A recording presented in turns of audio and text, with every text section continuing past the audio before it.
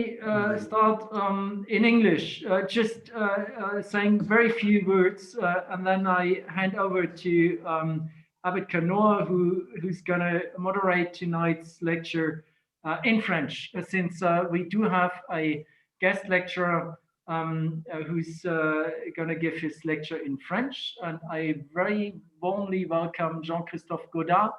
I guess you all know him.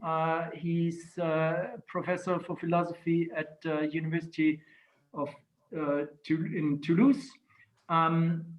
He's a specialist in Fichte and German idealism. He has written very interesting stuff on contemporary French philosophy.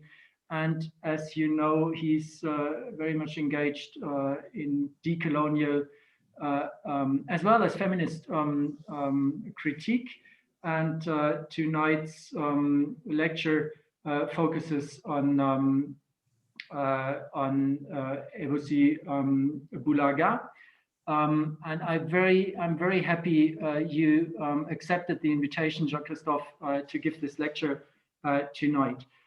Let me say just one word about the Society for Intercultural Philosophy, which is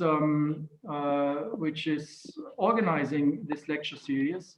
The society, although it's a German-based society, understands itself to be an international one, and you're all invited to visit our homepage. I'm gonna write the URL in the chat, so you can find the homepage in the chat, and just have a look there.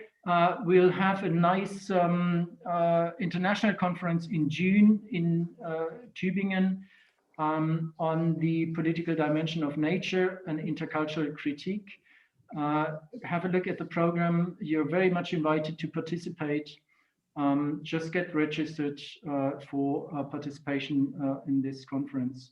And you're also very much invited to become engaged in the society, become a member, or just contribute in any way.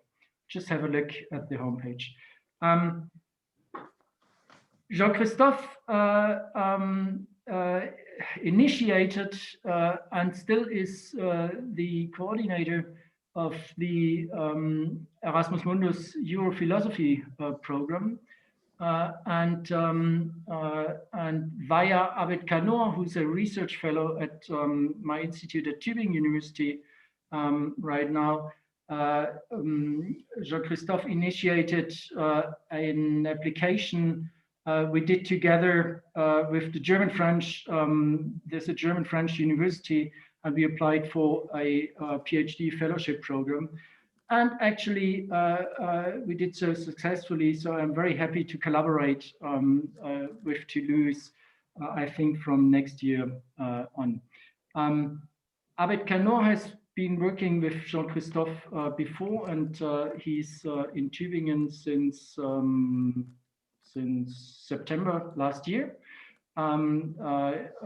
doing a research project at our institute, the Center for Interdisciplinary and Intercultural Studies.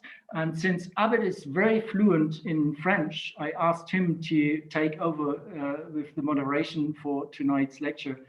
So Abed, it's your floor now. Let me just say two more formal things. One is we have to stop tonight quarter to 9 o'clock,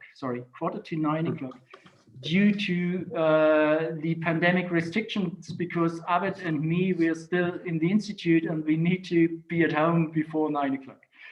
So that's one thing. And the other, there might be others beside myself who are not that fluent in French. And so please do not hesitate to ask your questions in English or German. And if necessary, Abed can translate. He's fluent in all three languages, so no problem at all. Abed, it's your floor. And welcome, Jean-Christophe. Thanks a lot for giving this lecture tonight.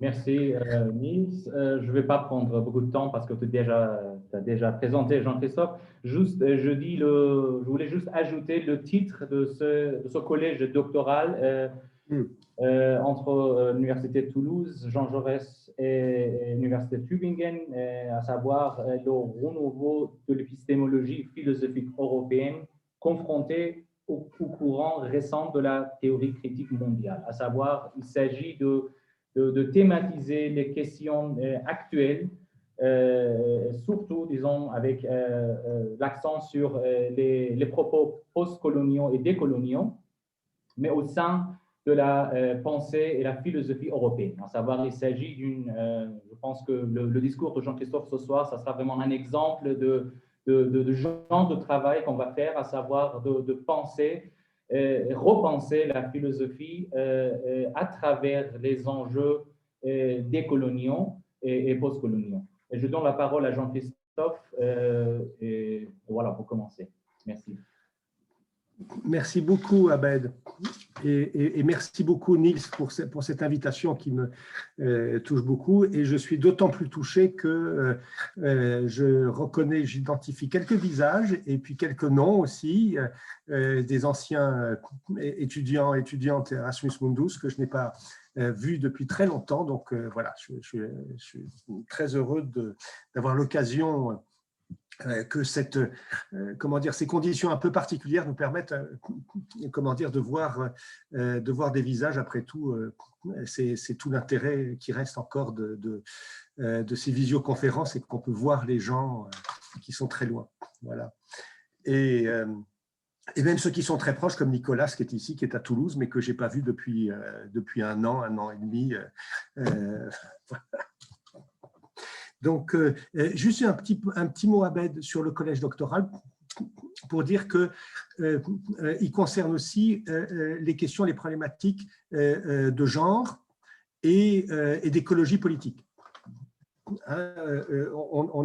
Voilà, évidemment, c'est centré autour des questions coloniales, mais avec des axes aussi sur la théorie féministe, les théories du genre et la question de l'écologie politique, dans la mesure évidemment où toutes ces choses sont relativement imbriquées.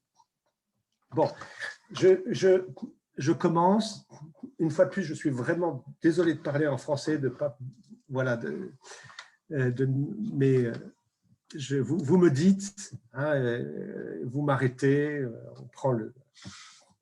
Alors, le titre que j'avais donné, en fait, ce qu'il faut en retenir, c'est essentiellement cela, c'est-à-dire c'est cette mise en relation entre une philosophie, alors, je ne vais pas dire une philosophie africaine, je vais dire un philosophe africain camerounais qui est Eboussi Boulaga, qui problématise la question de la philosophie africaine, ce qu'il appelle, lui, l'affaire de la philosophie africaine, qui reste une affaire, voilà, dans tous les sens précisément du mot. Voilà.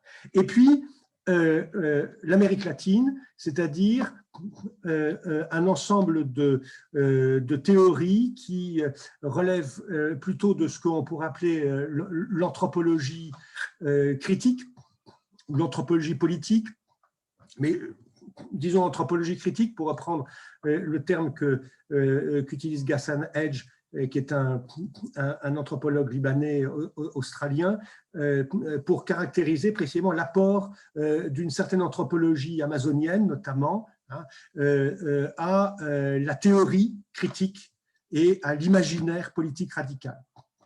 Donc, le geste que je fais, je dois dire qu'une de nos anciennes étudiantes qui vient de soutenir sa thèse et qui est Lina Alvarez, et qui a fait une thèse vraiment remarquable, elle le fait aussi, naturellement depuis ces problématiques comment dire, colombiennes, latino-américaines, en mobilisant Eboussi Boulaga pour comprendre des situations qui sont des situations comment dire, de pensée et de lutte latino-américaine.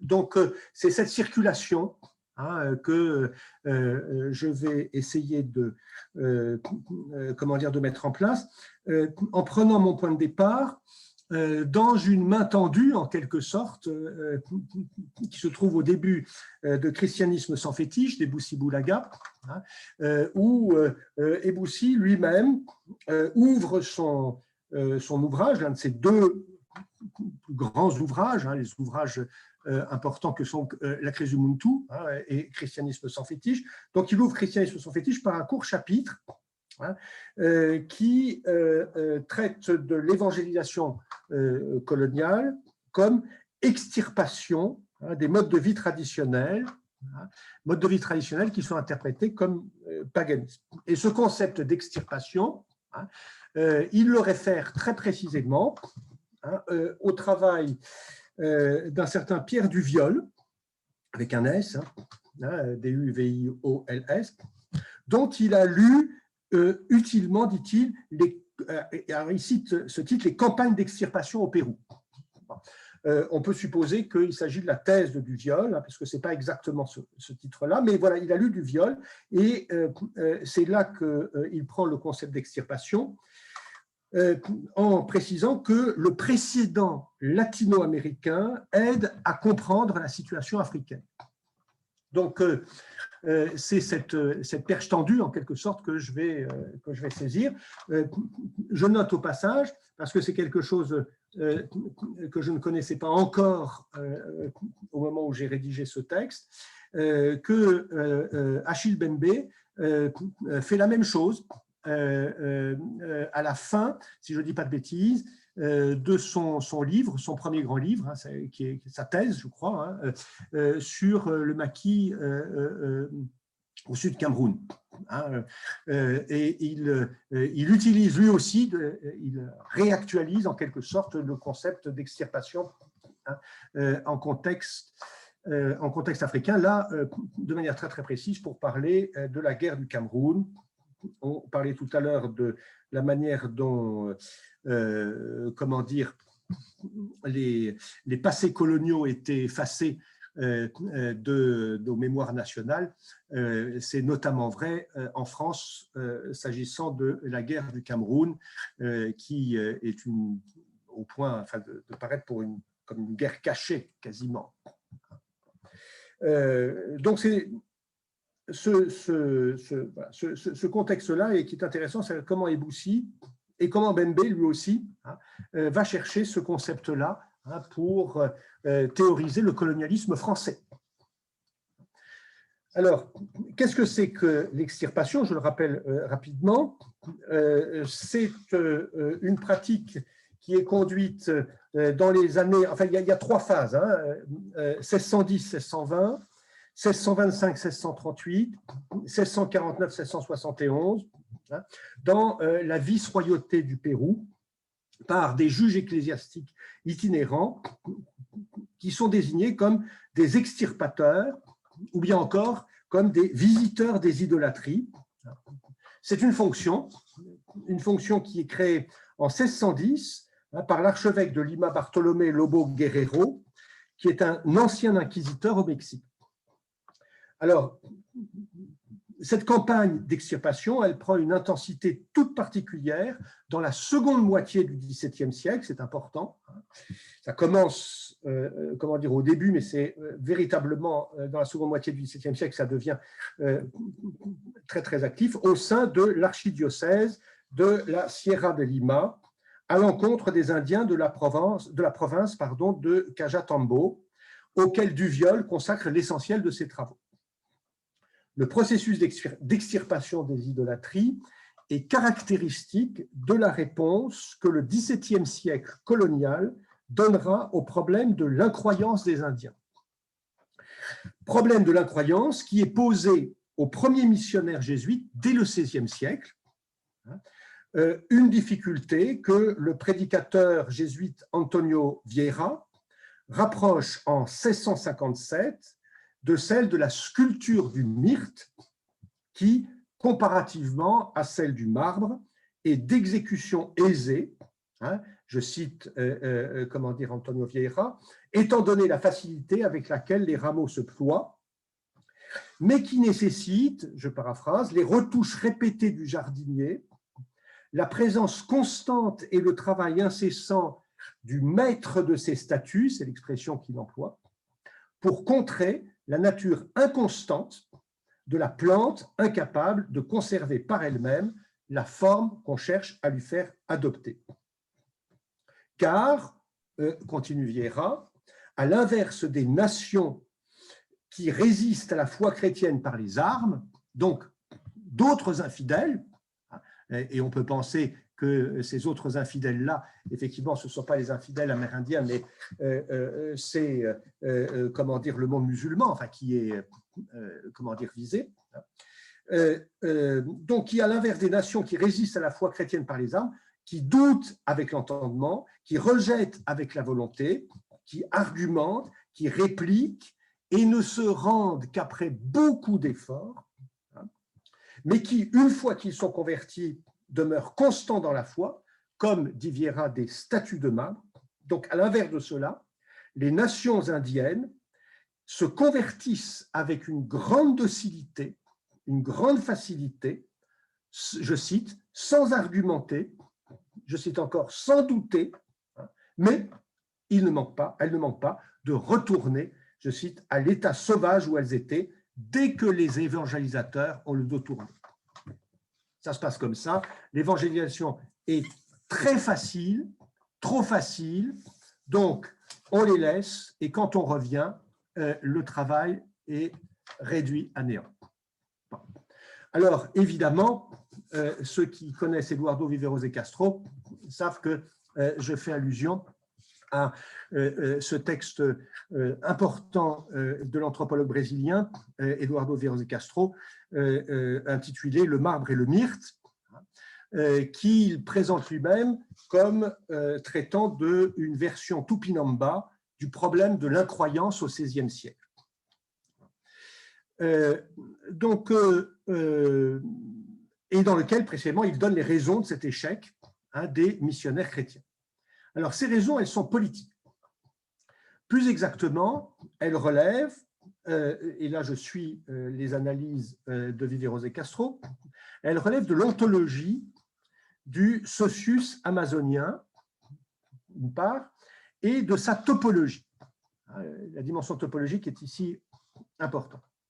Ontologiquement incomplet, comme l'est d'ailleurs plus généralement la condition humaine, le socius amérindien se constitue en effet par un unique processus d'intériorisation, d'incorporation incessante de l'autre à travers l'exocannibalisme guerrier, qui est en même temps et surtout un sortir de soi, une extériorisation permanente. Une manière, en quelque sorte, d'être ce que l'on est, de densifier, de charger ontologiquement le noyau d'être qu'est le soi, exclusivement par le dehors, de ne s'autonomer ainsi que par le nom des autres. Donc, une intériorité qui est à la fois l'intériorité du socius et l'intériorité, comment dire, des membres du socius, une intériorité proprement aréflexive qui est exclusivement centrifuge et relationnelle. Centrifuge et relationnel. De sorte que, je cite Viveros, dans cette topologie, il n'y a pas de totalité, pas de monade, pas de bulle identitaire qui surveille inlassablement ses frontières et qui fasse de l'extérieur un miroir diacritique de sa coïncidence à soi-même. Fin de citation. L'inconstance de l'âme sauvage, comment dire, du myrte, cette inconstance exprime ainsi, à proprement parler, un mode d'être. Pour le dire dans les termes des Boussy, dans Christianisme sans fétiche, une manière d'être au monde. puisque le chapitre dont je parlais s'intitule « L'extirpation de l'être au monde ». Donc, une manière d'être au monde où, selon l'idée de James Clifford, qui est mise en exergue par Villeros de Castro, et là je vais le citer en anglais, « Exchange rather than identity is a fundamental value to be sustained ». De ce point de vue, je cite en anglais parce que Eduardo le cite en anglais. De ce point de vue, les missionnaires donc, ne pouvaient apparaître au Tupinamba que comme des affins potentiels, des altérités attirantes, des altérités à absorber pour leur propre transfiguration et pour sauver leur socius de l'indistinction. Les Européens, dit Villeros, en résumant les choses de manière très saisissante, les Européens furent d'abord une solution avant d'être un problème.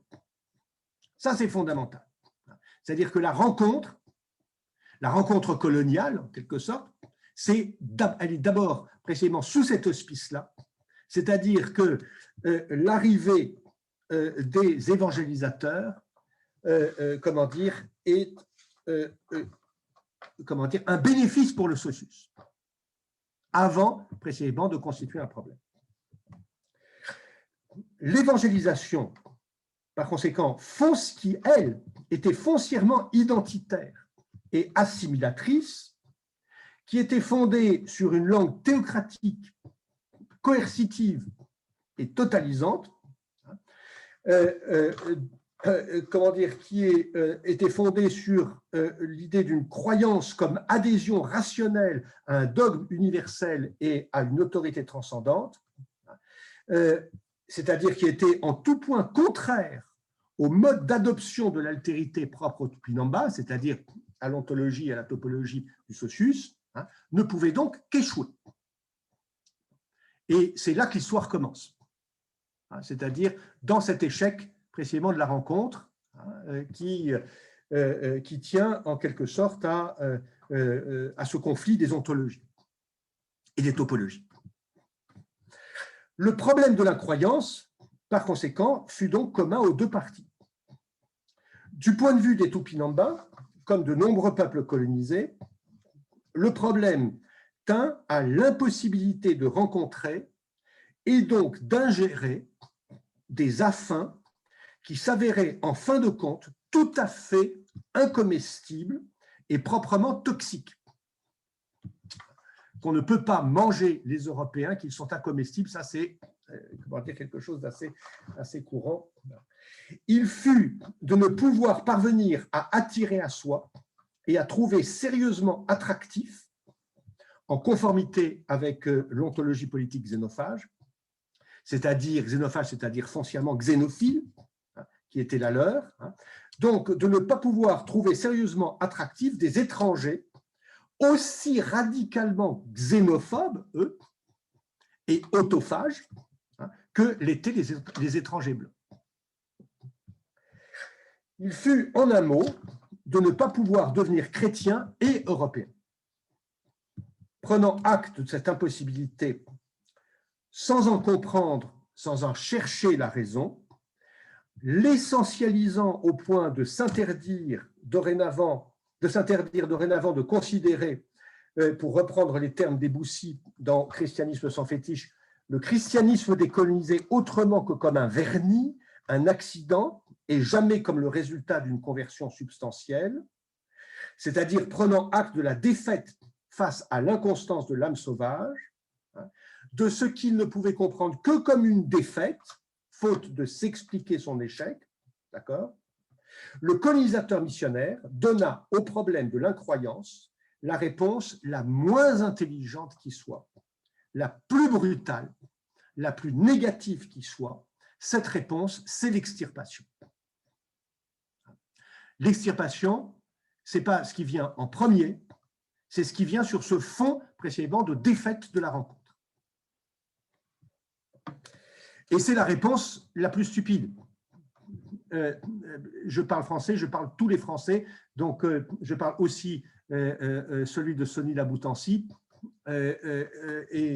on pourrait dire ceci, c'est la réponse la plus conne, pour bien faire comprendre à quel type de bêtise.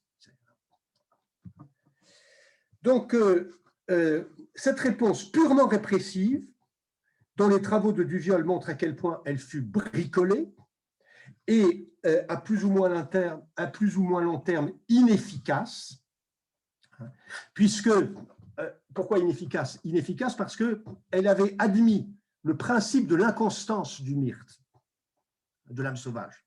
Et donc, elle ne pouvait plus maintenir la forme, sauver la forme, que par une surveillance et une action coercitive continue et générale, la fameuse attention permanente du jardinier dont parlait Vieira, une action coercitive et continue qui est proprement impraticable, qui est presque impraticable.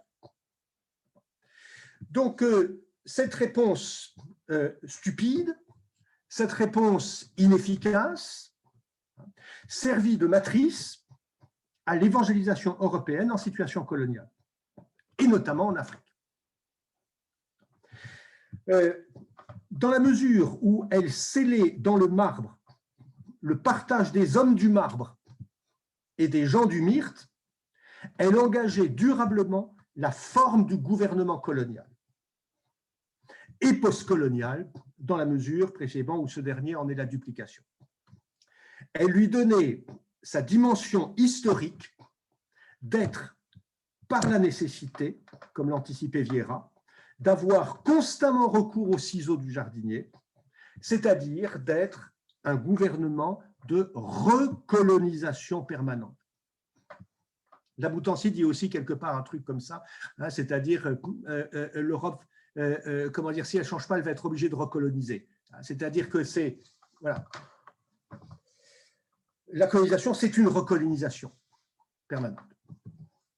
Et donc un échec permanent. C'est-à-dire une manière de s'installer dans la défaite et de reconduire la défaite, de la perpétuer, la défaite, la rencontre, et sa propre défaite. Donc, en commençant par l'extirpation, par le concept d'extirpation, Eboussi commence donc par le commencement. L'extirpation en tant qu'entreprise je cite Eboussi, de déracinement de l'être au monde, fournit en effet son contenu à ce que, par opposition à l'idéologie de la pratique, alors l'idéologie de la pratique, c'est quoi? C'est l'unité du genre humain, la fraternité universelle, etc., prêchée par les missionnaires. Donc fournit son contenu à ce que, par opposition à l'idéologie de la pratique, Eboussi appelle le discours de la pratique. Le discours de la pratique qui est en vigueur dans la colonie africaine. Bref, elle constitue la doctrine sur laquelle prend appui la politique de colonisation. On a reproché à Duviol son approche trop eurocentrée de la christianisation du Pérou, parce qu'il ne faisait entendre les voix des autochtones qu'à travers les minutes des procès en idolâtrie menés par les extirpateurs jésuites contre leurs caciques. Mais l'approche eurocentrée, qui de toute manière est matériellement inévitable, est ici indispensable. La ventriloquie bricolée par les maîtres, ce qu'ils font avouer aux vaincus dans leur théâtre juridique itinérant de fortune, constitue sans doute le témoignage le plus sincère, c'est-à-dire le plus naïf, de ce qu'ils sont pour eux-mêmes, de ce qu'ils veulent entendre, et de la manière dont, principalement, par exclusion, ils se confrontent aux autres. Et surtout, elle permet d'attester la complète congruence entre ce que le colonisé, depuis sa position de lucidité, voit du colonisateur et ce que le colonisateur imagine de lui-même.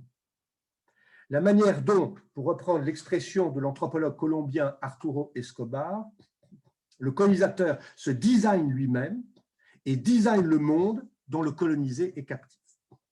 En d'autres termes, la critique du christianisme bourgeois, pour reprendre l'expression d'Eboussi, auquel donc christianisme sans fétiche ramène le christianisme missionnaire, ne porte pas, c'est ça que je veux dire, ne porte pas sur une forme aliénée, accidentelle du christianisme européen, une forme du christianisme qui serait celle d'un christianisme altéré sur le sol africain par l'expérience coloniale, par la violence qu'elle véhiculerait par ailleurs, mais porte bien sur ce que les Européens, défaits par la désobéissance inopinée des sociétés du Mir, c'est-à-dire des peuples de l'échange non mercantile et de l'incomplétude ontologique, se sont à eux-mêmes donnés concrètement comme christianisme et comme religion. Ça, c'est l'autre point, c'est-à-dire que la réponse stupide dont je parlais, à la défaite précisément de l'évangélisation, eh bien, c'est elle qui va en quelque sorte déterminer et structurer le christianisme européen lui-même. La définition et la réflexion de sa propre identité.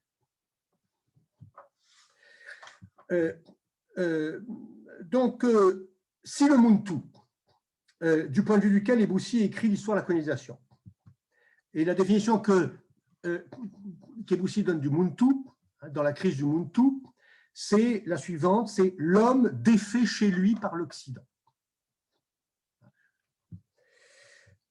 Si le Muntu, eh bien, l'homme défait chez lui par l'Occident, sa défaite tient historiquement à la manière dont l'Occident aura tenté d'inverser par la violence le sens de sa propre défaite coloniale initiale, de sa propre impuissance à attirer à soi, à intéresser et à séduire durablement les âmes sauvages. Elle est une double défaite dont l'un des deux protagonistes gagne seulement, depuis trop longtemps déjà, mais forcément provisoirement. Une double défaite, dont l'un des deux protagonistes gagne seulement, pour avoir joué perdant-perdant. L'inversion par l'Occident du sens de sa défaite porte sur l'interprétation du désintérêt qu'il suscite chez, entre guillemets, l'indigène, et sur l'attachement indéfectible que ce dernier manifeste à l'égard des institutions familiales, politiques et économiques à travers lesquelles il exprime son mode d'existence, sa manière de former et de vivre le monde, pour ainsi dire ce que j'appelle sa politique existentielle propre, en un mot, sa façon d'être homme, ou bien, comme le dit la Boutancy, sa façon de pratiquer, d'exercer son métier d'humain. Tous deux, c'est-à-dire le désintérêt et l'attachement indéfectible, à ces institutions, tous deux sont requalifiés, note Eboussi, dans Christianisme sans fétiche, dans le langage de la rébellion. Ce retournement, donc, transforme en outrage l'insoumission la plus passive à un ordre aliénigène, et ce retournement, il est caractéristique de l'ordre répressif, et il ne surprendra personne tant il imprègne le discours ordinaire de la pratique sécuritaire, et je vous renvoie aux travaux de Mathieu Rigouste qui a montré comment précisément cette pratique sécuritaire, elle s'origine dans la doctrine de la domination coloniale. On peut le dire encore autrement, de manière plus directe et plus concrète, le refus pacifique de tomber au sol, de déchoir, de renoncer à la vie en abandonnant la station debout qui fait du sol un soutien, un corps d'appartenance, c'est-à-dire une terre, prend, selon cette logique perverse, systématiquement la valeur d'une violence, d'une agression déclarée contre les forces de l'ordre. L'extirpation se relégitime constamment par cette accusation contraire à l'évidence la plus commune. Alors, Eboussi, traitant de la façon dont, de manière très concrète, l'extirpation opère, je cite, et déracine existentiellement, donne toute sa valeur à cette dimension spatiale que je viens déjà d'évoquer, d'arrachement à la terre, de déterritorialisation, ou plutôt, c'est le terme qu'il emploie, d'exterritorialisation du colonisé qui est déplacé, déporté, forcé de se constituer en corps étranger, en corps sans terre, dans des non-lieux lignagés, des villages ou des réductions, des camps de rétention, des camps de concentration qui sont construits tout exprès pour lui. Ainsi, désorientés, privés des vections, je cite Eboussi, des directions qui permettent de faire de l'espace un lieu de familiarité et de présence à soi, le colonisé est brutalement soustrait à l'espace vécu du territoire, c'est-à-dire à son occupation ontologique du lieu, dans lequel la communauté et la terre, auquel il appartient, s'articulent étroitement pour former une sorte de collectif socio-naturel d'humains, de non-humains, d'animaux, de plantes, de vivants et de morts, qui sont tous inextricablement liés, de sorte que rien ni personne n'existe hors de leur relation. Car en extirpant du lieu, et on devrait plutôt dire, mais je vais y revenir, en extirpant le lieu, parce que l'extirpation, de l'idolâtrie se décline précisément à travers un certain nombre d'extirpations. La première extirpation, évidemment, elle est topologique ici, c'est-à-dire c'est l'extirpation du lieu. En extirpant du lieu, l'extirpation extirpe aussi de la relationnalité ou de la communalité, pour reprendre des concepts d'Arturo Escobar. C'est-à-dire de ce qui rattache non pas à une identité, pour reprendre les termes d'Eboussi, une identité destinée et fatale, celle d'une ethnie, pas plus que l'identité d'une appartenance politique ou sociale, mais ce qui rattache à une communauté ouverte et autopoïétique qui s'applique constamment à elle-même son propre dehors, qui compose et qui actualise en soi une dispersion réelle pour prendre la forme d'une communauté non totalisante, d'origines multiples, de langues multiples, de lieux multiples, de pratiques au pluriel, etc. Bref, une communauté de communautés qui présente précisément les caractères topologiques du socius inconstant, pour reprendre les termes de Viveros, du socius inconstant, politiquement désobéissant, que donc Viveros a défini à partir de l'exemple Tupinamba. Et qui donc, à rebours du processus de capture spatiale par concentration, procède donc par extériorisation, intégration continue d'altérité, intégration continue d'événements et d'êtres, et qui, procédant ainsi, s'assure ce que Escobar, parlant des communautés de résistance post-capitaliste afro-colombienne, appelle une futuralité. Qu'est-ce que c'est que la futuralité? C'est la capacité d'imaginer et de créer un futur toujours autre. De telle sorte que l'extirpation de l'espace de relationnalité, l'extirpation de ce que Eboussi appelle dans son texte sur les conférences nationales l'ère de socialisation, ou bien encore une étendue socio-géographique au sein de laquelle on est promu à l'humanité à travers des relations constituantes, des relations qui vont de la filiation aux alliances, je cite Eboussi, en passant par le mariage et les rapports d'affinité, c'est-à-dire qui articulent précisément les relations de filiation et les relations d'alliance et d'affinité. Eh bien, l'extirpation de l'espace de relationnalité, donc extirpation du lieu, qui est extirpation de la communauté, d'accord? Eh bien, cette extirpation, elle est aussi extirpation du futur.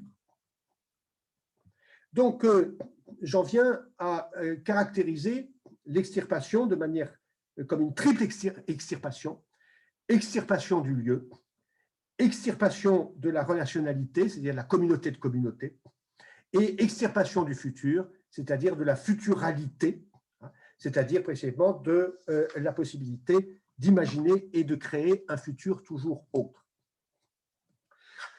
À vrai dire, ces trois extirpations sont une seule et même chose. pour Eboussi, puisque l'unité du territoire, d'une part, la capacité de construire des relations, d'autre part, et enfin, la capacité de se rapporter de façon non téléologique, non linéaire, non répétitive au temps, c'est ce que Eboussi appelle civilisation. Donc l'extirpation, au bout du compte, est extirpation de la civilisation. Extirpation de la civilisation, c'est-à-dire, elle est proprement, pour reprendre une expression de Robert Jolin, décivilisation. Donc, voilà, je continue. Mais il faut aller encore plus loin pour atteindre le noyau de toute civilisation et comprendre dans quelle mesure, en ayant engagé la voie de la colonisation dans celle de l'extirpation, c'est-à-dire ce récit que j'ai fait tout à l'heure de la défaite, le christianisme européen aura constitué la plus grande entreprise historique jamais menée pour mettre en défaite la civilisation. Les communautés afrodescendantes colombiennes de la Toma, avec lesquelles et auxquelles Arturo Escobar consacre ses travaux, et qui sont des communautés en lutte, qui s'opposent à l'extractivisme des multinationales et de l'État. Ces communautés, elles revendiquent leur triple droit au territoire, à un exercice autonome de l'être accordé à leur cosmovision et à une définition du futur qui leur soit propre. Et elle présente ces trois revendications comme des revendications principielles. Je ne plaque pas mes analyses comment dire, sur un terrain, c'est-à-dire que là, je me réfère à des déclarations et des manifestes politiques qui sont produits précisément par ces communautés en lutte, dans lesquelles on retrouve littéralement, précisément, cette trinité en quelque sorte des revendications et principielles.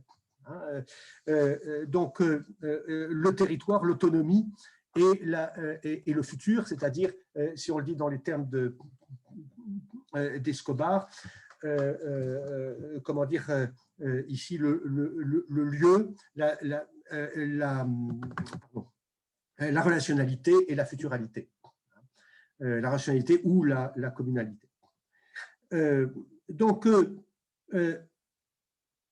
ces trois revendications principielles, les militants, et je dis militantes parce que ce sont essentiellement des communautés de femmes, ces militantes, elles le rassemblent sous un seul concept. Et c'est ce concept-là qui me paraît absolument essentiel et dont je vais parler maintenant. Ce concept, c'est celui d'ancestralité. La revendication de l'ancestralité.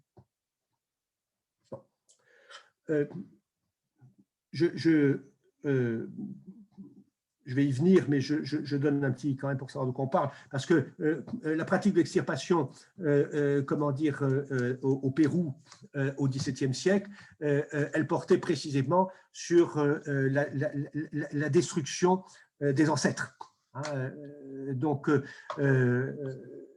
Et donc la destruction des momies funéraires.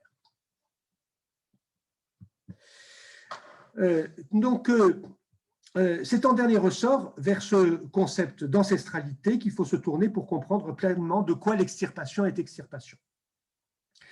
Car le mandat ancestral qui inspire les militants du Proceso de Comunidades Negras, le PCN afro-colombien, ce mandat ancestral, il ne signifie pas leur dépendance à une identité passée et figée.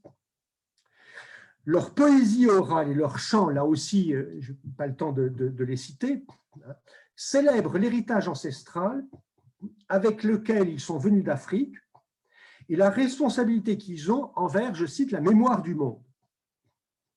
Or, cet héritage dont ils ont la charge, il se confond pour eux, pour elles, avec l'action par laquelle, débarqués au début du XVIIe siècle de la cale du navire négrier sur la terre qu'on va appeler Abya-Yala, ils ont institué leur autochtonie, et continuent de l'instituer. Il n'est donc, cet héritage, jamais quelque chose de passivement reçu du passé. C'est, et je reprends maintenant le terme des Boussi, c'est à cette action instituante, c'est un concept des Boussi, c'est à cette action instituante qui constitue pour Eboussi, je cite encore Eboussi, le noyau mythico-rituel et éthique de la tradition, qui permet effectivement de ne pas ethniciser la tradition, mais comment dire, de lui donner en quelque sorte toute sa signification et sa puissance critique. Donc, c'est à cette action instituante, qui constitue donc le noyau mythico-rituel et éthique de la tradition, que renvoie l'ancestralité du colonisé. Elle définit la manière spécifique qu'il a de se rapporter à ce que Eboussi appelle dans les conférences nationales, je cite, la région des fondements. La région des fondements. Vous voyez, toujours cette topologisation, enfin, je ne sais pas comment dire, la région des fondements. C'est-à-dire à la territorialité du lieu lignagé comme à l'espace d'une libre pratique, je cite Eboussi qui donne à ce terme comment dire, une signification positive, une libre pratique de son fantasme d'origine. Et de ça, je vais le dire comme ça pour qu'on comprenne bien de quoi il s'agit, de sa capacité de commencer. C'est-à-dire d'instaurer son autonomie par la création, où qu'il soit, et aussi bien en Afrique, d'une terre africaine. En Afrique ou sur les côtes, comment dire, colombiennes du Pacifique. C'est pourquoi l'extirpation s'applique très concrètement à détruire l'ancestralité, c'est-à-dire à extirper la pratique ontologique du commencement. Voilà la cible de l'extirpation, la cible de la colonisation. Voilà la violence, la solution la plus débile, la plus stupide, etc., qui a été adoptée. Détruire, précisément, extirper la capacité de commencer. Extirper la pratique ontologique du commencement par laquelle la communalité s'institue en libérant son futur. L'extirpation péruvienne des idolâtries eut ainsi d'abord pour cible, par le déplacement des populations, puisqu'on déplaçait les populations, la concentration des populations dans des villages artificiels et la concentration des villages, a donc eu pour cible la relation topographique entre les autochtones et les sites funéraires des ancêtres. Et elle a pris la forme d'une ignoble chasse aux morts. Chasse aux morts, il faut l'entendre comme ça, c'est-à-dire une chasse aux commençants, à ceux qui ont commencé, c'est-à-dire à ceux dont on porte en héritage la charge de commencer. Pas de répéter, de commencer. Les extirpateurs s'employant à faire avouer aux Indiens l'emplacement des momies des fondateurs de lignage dont l'action instituante définissait au commencement la politique ontologique de la communauté, donc de faire avouer l'emplacement des momies pour les brûler en place publique, brûler les momies. L'anthropologue nord-américain James C. Scott a montré dans Zomia comment dans différents contextes asiatiques et afro-américains, et notamment il évoque le marronnage au Suriname, Bushinengue, comment le culte des ancêtres était l'expression d'un constructivisme généalogique radical. C'est l'expression de Scott, constructivisme généalogique radical.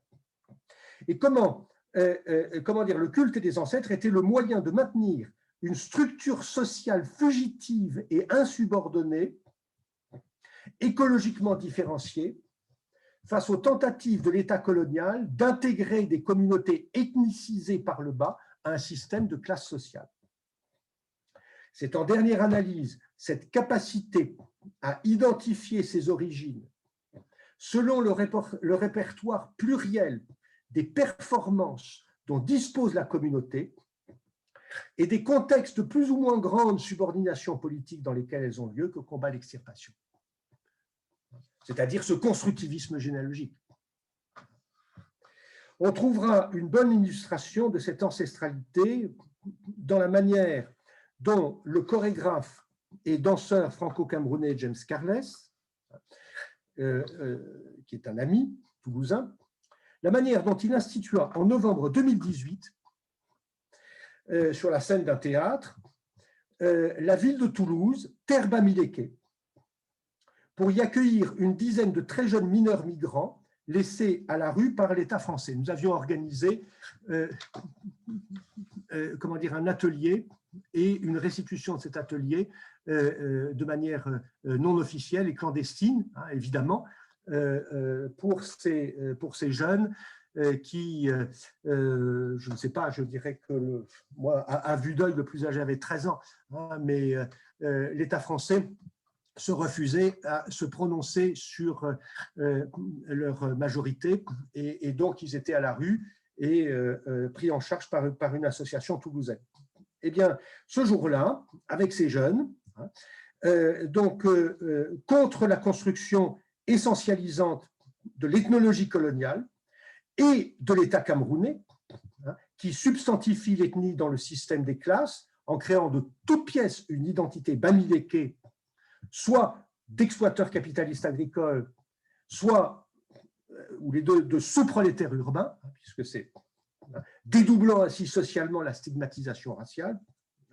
Eh bien, ce jour-là, James Carles restituait son indétermination ethnique et sa valeur de positionnement topographique à l'identité et au mot bamileke comme désignation depuis les basses terres des gens des hautes terres démarqués politico-ontologiquement de la capture étatique coloniale et postcoloniale par leurs pratiques instituantes et futuralisantes.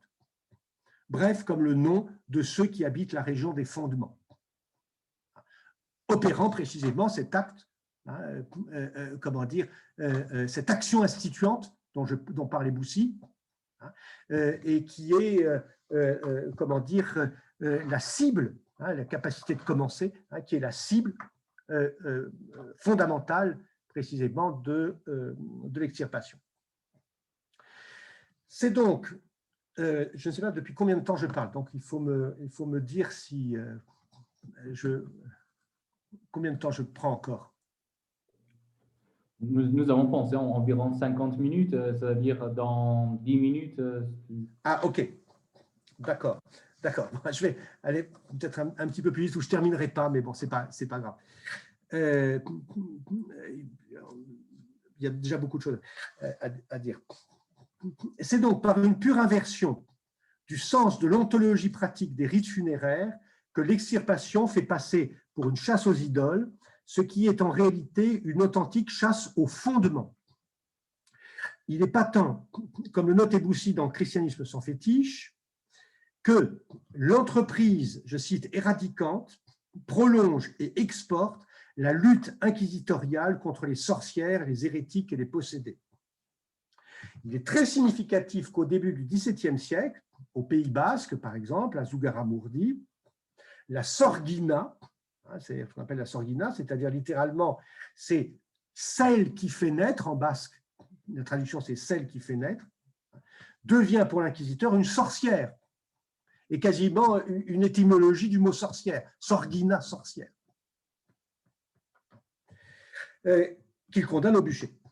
Le geste de faire naître devient pour l'inquisiteur, le geste de faire naître est bien sûr très exactement à l'opposé de l'idolâtrie, et c'est lui qui est célébré en réalité à travers le culte des ancêtres, c'est-à-dire des morts. En cette mesure, culte par définition foncièrement antifétichiste et tourné vers l'avenir. Et c'est parce que la guerre ontologique que le colonisateur livre contre le colonisé à travers l'extirpation a pour terrain la région des fondements que le missionnaire, note Boussy, parle le langage de la philosophie. La démonstration de christianisme sans fétiche est par là très étroitement articulée à celle de la crise du Muntu, l'autre livre de Debussy. Si le Muntu, je cite, ne pourra pas ne pas écouter dangereusement ceux des philosophes qui ont approuvé l'esclavage, bien mieux qu'ils l'ont justifié philosophiquement, ceux qui ont parlé avec dédain des autres races, de sa race, ceux qui ont racialisé la philosophie, en faisant l'essence historiale de l'Occident, en faisant de l'histoire de celui-ci une histoire philosophante, qui s'intéresse aux spécimens anthropologiques que sont les autres pour résoudre sa propre crise. Fin de citation. Et vous admettrez que, comment dire, dans cette citation, il y a beaucoup de monde, on peut mettre beaucoup de monde là-dedans. Même des gens, enfin, je veux dire qu'on travaille quotidiennement. Bon, c'est bien parce que la philosophie n'aura le plus souvent été, je cite Debussy, que la transposition dans le langage commun des catégories du christianisme missionnaire. Donc, l'héritière de cette défaite. Là, il y a une thèse très forte à prolonger sur l'idée que la philosophie, je vais en donner quelques éléments, la philosophie, notamment à partir du XVIIe siècle, est, comment dire, contemporaine de la manière précisément dont cette défaite est redoublée dans l'extirpation. À vrai dire, cette transposition a été l'acte fondateur de la philosophie européenne moderne, dont la colonialité tient d'abord à sa participation efficace au processus d'extirpation, à la fondation par instauration d'un État dans lequel chacun est un, je cite Debussy, un segment empirique du monde, une forme momentanée de relation, un nœud provisoire d'attributs et de rôles dans un contexte déterminé, un lieu. Fin de citation. La philosophie opposera la fondation par extirpation, par soustraction, par ablation de toutes les relations, de tout contexte, de toute appartenance communale au corps de la terre, autrement dit, la fondation par défondation. L'un des points où la philosophie manifeste pour Debussy son inadéquation à promouvoir ce qu'elle prétend est en effet, je cite, l'illusion d'une pensée libre, par quoi chacun, je cite, n'est plus d'aucun peuple. Sous cet aspect, la philosophie est un puissant instrument de colonisation par l'effacement, l'anéantissement de ce qu'on est, je cite Debussy, de ce à quoi on adhère, de ce que l'expérience passée a enseigné. Paradoxalement, cette soustraction de soi par désocialisation, qui littéralement est suicidaire, la philosophie, c'est-à-dire le colonisateur, la fait valoir comme une augmentation de soi, une distinction éminente de soi à l'égard de tout ce qui est et de tout ce qui a été, une affirmation de soi en tant que négativité, en tant que puissance de nier et de penser. Ce n'est pas par une prudente déférence que Descartes offre ses méditations métaphysiques aux théologiens de la Sorbonne. En effet, Descartes, comme le montre sa correspondance, est soucieux de remédier, je le cite, au refus des Indiens de se rendre chrétiens par la crainte qu'ils ont d'aller au paradis des Espagnols. Fin de citation. J'ajoute que lui, dans sa correspondance, à la suite, il avoue que lui, quant à lui, il espère bien aller au paradis des Espagnols après cette vie.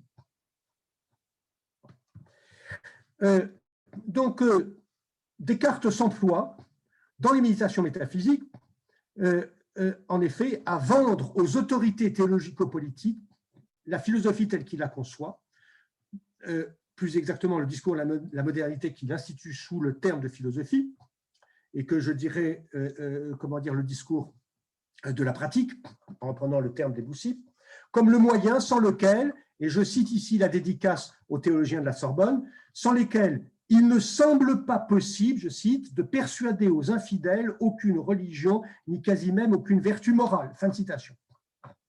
Et donc, il propose ces méditations métaphysiques comme la méthode, en l'occurrence, spécialement et exclusivement adaptée, non pas en l'air comme ça à la conversion, comment dire, des Indiens au paradis des Espagnols, mais très très concrètement, parce que c'est à eux qu'il s'adresse, adapté à l'entreprise d'évangélisation catholique des peuples autochtones de la Guadeloupe et de la Martinique, qui est menée depuis 1635 par la Compagnie des îles d'Amérique, créée par Richelieu pour la conquête et l'exploitation des terres, non sans avoir recours d'ailleurs à la traite négrière.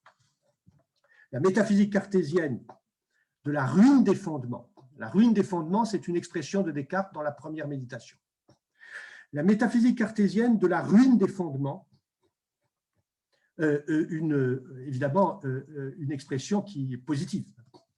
La ruine des fondements, pardon, je me perds, la métaphysique cartésienne de la ruine des fondements est la métaphysique de l'extirpation coloniale. En dissociant le physique du psychique, en dégradant ontologiquement l'ordre des sens et l'ordre du rêve, en fabriquant le mythe d'une pure conscience de soi détachée de la vie, elle fait d'une pierre deux coups. D'un côté, elle fournit aux conquérants, c'est-à-dire aux maîtres destructeurs de vie, le mythe privé d'une institution de soi par soi de droit divin, le mythe, dit Eboussi, de l'homme tout court, émancipé de toutes les hétéronomies culturelles qui restreignaient sa pensée et son action par l'interaction des êtres et des mondes autres avec lesquels il entrait en relation. Elle donne ainsi à l'ego conquiro européen la forme métaphysique de l'ego cogito dont il ne se départira plus. De l'autre côté, elle intime l'homme défait par la conquête de se soumettre à cette forme comme à la seule qui soit susceptible de garantir à l'humanité sa dignité, d'assurer à qui que ce soit d'être digne de vivre et lui impose ce faisant d'opérer à son tour le suicide ontologique du maître pour possiblement prendre part à sa maîtrise et mériter sa dignité. Mais le contrat métaphysique est un contrat de dupe. Le maître n'a, par son extirpation suicidaire, en effet, rien à perdre. Comme Descartes le dit aux théologiens coloniaux de la Sorbonne, englobés avec lui dans un, je cite Descartes, « nous autres qui sommes fidèles », ni lui ni eux n'ont besoin de philosophie. La méditation et les méditations évangéliques ne sont pas pour eux. Pourquoi? Parce qu'ils sont, eux, précisément et suffisamment assurés de l'immortalité de l'âme et de l'existence de Dieu par la foi, c'est-à-dire par leur seule adoration du symbole catholique. C'est donc sur le socle de leur fidélité fétichiste au dogme d'un renoncement à la vie, sur le socle cimenté du deuil qu'ils ont fait de leur vie, justifié par l'assurance qu'ils ont de leur immortalité dans l'au-delà, le paradis des Espagnols, qu'ils consentent, non sans fausseté, à la ruine des fondements, qui est la ruine des fondements des autres. C'est sur la base de cette absence structurelle de culture, en quoi consiste leur religion, qu'ils font mine de consentir à la déculturation hyperbolique, à l'extirpation d'une ancestralité à laquelle ils ont déjà substitué le marbre identitaire de la foi monothéiste. Je vais terminer cette partie-là.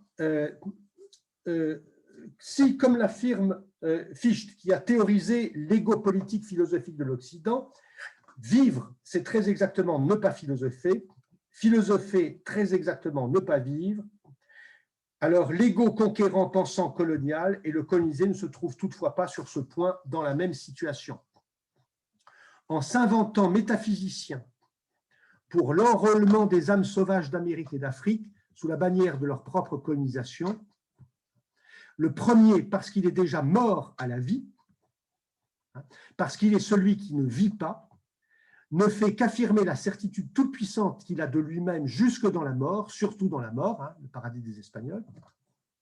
Pour le second, la tentation de céder aux sirènes de l'ontologie du maître, de se laisser persuader à la religion, pour reprendre l'expression de Descartes, par la sirène philosophie, c'est-à-dire d'y prendre goût, c'est ça, se laisser persuader.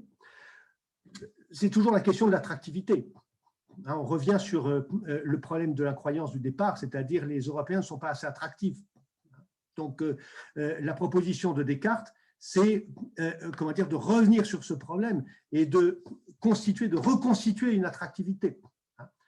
il dit, voilà, c'est ça, les méditations métaphysiques, ça va donner le goût de la religion. Donc, pour le second, la tentation de céder aux sirènes de l'ontologie du maître constitue le risque majeur de la mort sorcière, c'est-à-dire celui de la capture de la force vitale comme force de production au service du travail servile et de l'exposition à la mort réelle.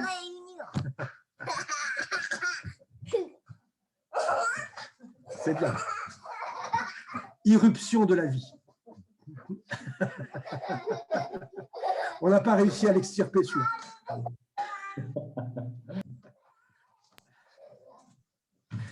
Bon. Je vais terminer. Hein. Voilà, exposition à la mort réelle, à la mort qui n'est pas recevable dans l'ordre du lignage ancestral. Une mort néantisante, hein, qui sépare les morts des vivants, hein, car la colonisation philosophique, par la désancestralisation qu'elle opère, expose bien en réalité au danger mortel d'une soustraction définitive à l'ordre de ce que le penseur congolais Patrice Yengo renommant ainsi le ventre clanique du lignage, appelle la vivantité. La vivantité, c'est-à-dire pour Patrice Yengo, l'espace partagé des vivants et des morts, où l'identité des êtres et des collectifs, essentiellement alloplastiques et allomorphes, se transfigure continuellement par leur implication profonde dans la vie, toujours contre l'état des choses, pour défaire toujours l'état des choses. Il faut donc réécrire le topos hegelien du point de vue du Muntu. Si l'esclave de la fameuse dialectique tient à la vie, c'est parce qu'il ne conçoit de mourir que vivant. Et si le maître n'a pas peur de la mort, c'est parce qu'il est déjà mort et ne sait que propager la mort partout sur son passage, par la guerre coloniale, le travail forcé, le viol et la destruction. Le sens de la relation maître-esclave s'en trouve inversé. L'attachement de l'esclave à la vie est en réalité la matrice inépuisable de ses résistances et de son aptitude au futur. L'indépendance du maître à l'égard de la vie trahit seulement sa possessivité maladive et létale. Je termine, j'ai presque... Oui, je termine. C'est pourquoi Ebussi Boulaga prévient dans la crise du Muntu avec tant de vigueur les dangers de l'ontologie européenne, je cite, qui s'achève en ethnocide, en destruction planétaire des dieux, de la terre et des hommes. Fin de citation. Ou bien encore, qui a partie liée avec la violence et la mort. Là, c'était un chapitre de la crise du Muntu, comment dire, sur l'emploi et remploi de la philosophie, qui est absolument terrible et très, très puissant.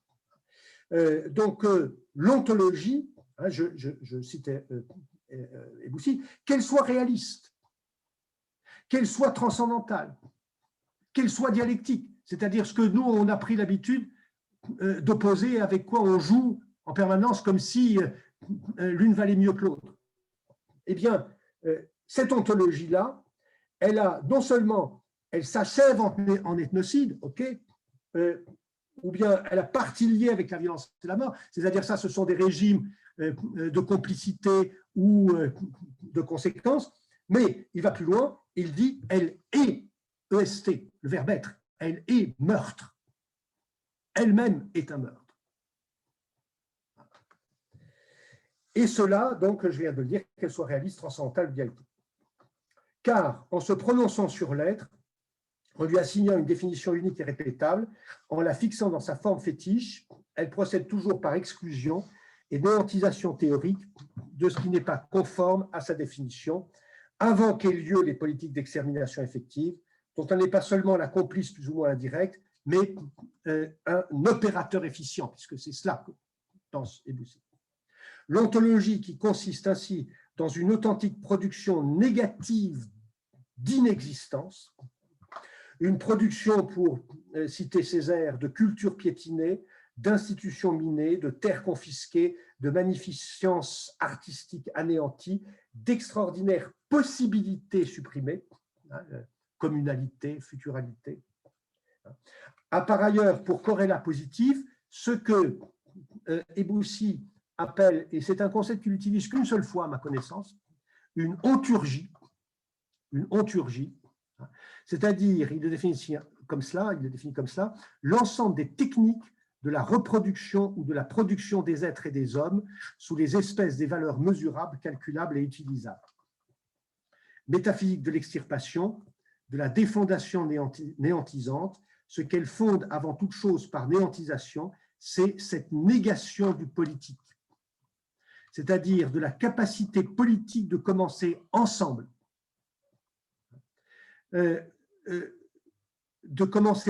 et par conséquent, ce qu'elle fonde, pardon, c'est cette négation du politique, c'est-à-dire cette antipolitique, en quoi consiste la réduction du gouvernement des hommes aux techniques de chosification, de classification, de contrôle et d'esclavagisation au seul bénéfice de la productivité. Alors, là, j'ai parlé trop longtemps parce que, après, évidemment, j'ai tout le chapitre sur la politique et sur l'extirpation comme négation de la politique. Je ne vais pas le développer. Je vais simplement juste donner quelques pistes dans cette direction, mais vraiment 3 minutes. Juste pour indiquer cela, c'est-à-dire qu'il faut lire le texte des conférences nationales, qui est paru sous le titre « Les conférences nationales » d'Eboussi. Les conférences nationales qui sont les conférences nationales des années 90 au Bénin, Congo, Togo, Niger. Et ce qu'en dit Eboussi, il faut également penser la manière dont Eboussi va chercher l'extirpation. Alors ça, c'est tout à fait important parce que moi, je pense une chose, c'est-à-dire qu'il y a tout un ensemble d'énoncés caractéristiques de la théorie de l'extirpation qu'on retrouve telle que dans les années 50, au début des années 50, dans la doctrine de la guerre révolutionnaire contre-subversive du colonel Lachéroix. Je ne sais pas si vous connaissez ça, c'est-à-dire oui, j'arrête. C'est-à-dire la doctrine de la guerre contre-révolutionnaire appliquée au FLN et à l'UPC, donc en Algérie et au Cameroun, comme guerre psychologique qui présente tous les aspects précisément d'une guerre de conversion. Et où on retrouve tout un ensemble de caractères. Et les conférences nationales comme cette thérapie qui, d'une certaine manière, réactive la politique sans les partis, sans l'État et hors de l'État, sous la forme précisément d'un acte instaurateur de communalité par ancestralisation. J'arrête, j'étais trop long. Merci beaucoup. Voilà. Merci beaucoup, Jean-Christophe. Désolé, en fait, parce que nous allons avoir juste une demi-heure pour la question. Et j'ai hâte de te poser des questions.